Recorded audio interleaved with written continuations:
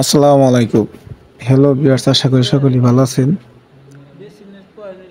আজকে একটি গুরুত্বপূর্ণ একটি ভিডিও নিয়ে আসলাম। এই ভিডিওটিতে অনেক কিছুই শেখার আছে, বোঝার আছে এবং আপনার কি বলবো জানার আছে। এই দেখতেছেন এই যে অ্যাঙ্গেলটা হচ্ছে বাইরে ডাইনিং এর একটা বেসিন। ডাইনিং রুমের সাথে যে বেসিনটা, আমাদের সন্দেহ ছিল যে এই বেসিনের অ্যাঙ্গেলের জয়েন্টের গোড়া থেকে পানি লিকেজ করে ডাইনিং রুমের পুরো ফ্লোর আপনি পানিতে ভেসে যাচ্ছে। তো এরকমই অভিযোগ করা হয়েছে। এই বিল্ডিংটা সম্পূর্ণ বিল্ডিং কিন্তু অনেক সমস্যা আছে। এই সমস্যাগুলো কিন্তু কয়েক টাকা আমি রিপেয়ারিং করছি। আমি বেশ কিছু রিপেয়ারিং কাজ করেছি। বিল্ডিং কাজটা করা হয়েছে অন্য একটা কন্ট্রাক্টরের মাধ্যমে। তো পরবর্তী টাইমে এর সাথে হয়তো লেনদেনের সমস্যা আছে দেখে সে আসে নাই। তো কিছু কিছু কাজ আমি করতেছি। যাই হোক, এখন সমস্যা যেখানে সেখানে দেয়। এই যে দেখতেছেন এই যে দরজার জয়েন্টের যে গ্যাপ, এখান দিয়ে পানি আসতেছে।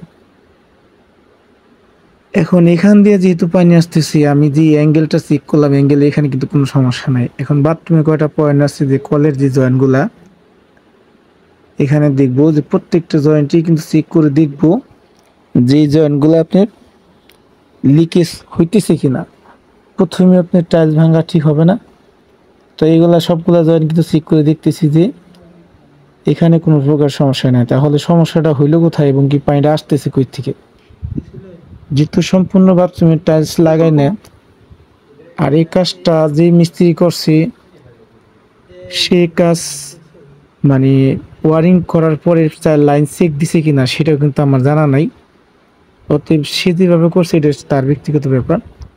এখন সমস্যাটা কোন জায়গায় হয়েছে একমাত্র কিন্তু সেই বলতে পারতো। যেহেতু সে আসতেছে না, আমরাও বলতে পারবো কিন্তু আমাদের সময় নেবে। তো দেখেন এখানে কিন্তু একটি বাথরুম আমাদের চেক করা শেষ হয়ে গেছে। এখানে কোনো সমস্যা নাই, কিন্তু পানি যে এখান দিয়ে আসতেছে ঘামতেছে এখন তো স্পষ্ট বোঝা যায় যে পানির লিকেজ হইতেছে। এই পানিটাই কিন্তু ফ্লোর দিয়ে এসে পুরো হল রুমটাই আপনার, হল রুম প্লাস ডাইনিং রুমটাই কিন্তু আপনার পানিতে ভেসে যায়। যেহেতু কমপ্লিট বাড়ি, এখানে পানি আসলে তো বহুত সমস্যা। সমাধান তো এটা।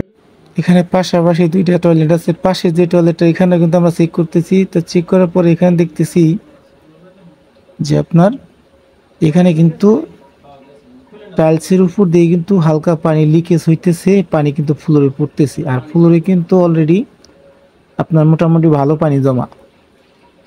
এই যে দেখতেছেন এখানে কিন্তু এই যে আপনার ফিমেল টির আপনার জয়েন্টের মাঝখানে কিন্তু গ্যাপ আছে। যে গ্যাপ দিয়ে পানিটা ভিতরে ঢুকে, যেহেতু টাইলসের আউটসাইডে আপনার পুডিং লাগানো, এখানে কিন্তু লিকেজ করার কোনো সম্ভাবনা নাই। তো এখানে কি হয়েছে আপনার, এখানে তো সব জায়গাতে পুডিং লাগায় না, পুডিং এর কারণে এখানে সমস্যাটা দেখা যায়। সমস্যাটা দেখা গেছে কোন জায়গায়, এই যে কোনার ভিতরে যে এখানে আপনার গ্যাপ আছে পুডিং লাগানো, এখানে কিন্তু আপনার সমস্যা হইতেছে। তো আমরা প্রাথমিকভাবে কিন্তু এই যে বিপ ককটা খুলে ফেলছি। খোলার পরে এই যে 1/2 ইঞ্চি বন প্লাগ দিয়ে কিন্তু মুখটা আটকাই দিয়েছি, যাতে নি আমরা সহজে ধরতে পারি যে সমস্যাটা এই জায়গায় না অন্য কোনো জায়গায়। যে আগে রোগ নির্ণয় করা, তারপর কিন্তু রোগের ট্রিটমেন্ট করা। তো প্রাথমিকভাবে কিন্তু আমরা স্যাটিসফাই হয়ে গেছি যে এখানেই সমস্যা।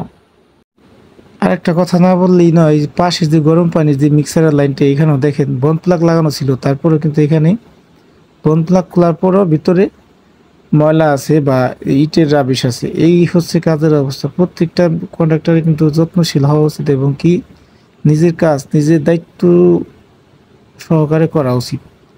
তাহলে কিন্তু এরকম সমস্যার সম্মুখীন আর কেউ হবেন না। আর আমরা আমাদের মোটামুটি একটাই হয়ে গেছে যে এই জায়গায় সমস্যা ছিল। পাশে যে ঠান্ডা বিপককটা সিঙ্গেল, এই বিপকক থেকেই পানিটা লিকেজ হয়ে পরবর্তীতে ওখানে চলে যেত। সর্বশেষ সমস্যাটা কিন্তু এই ট্যাপ ওখানেই ছিল, ওখান থেকে কিন্তু সমস্যাটা আমরা ধরতে পারছি আলহামদুলিল্লাহ।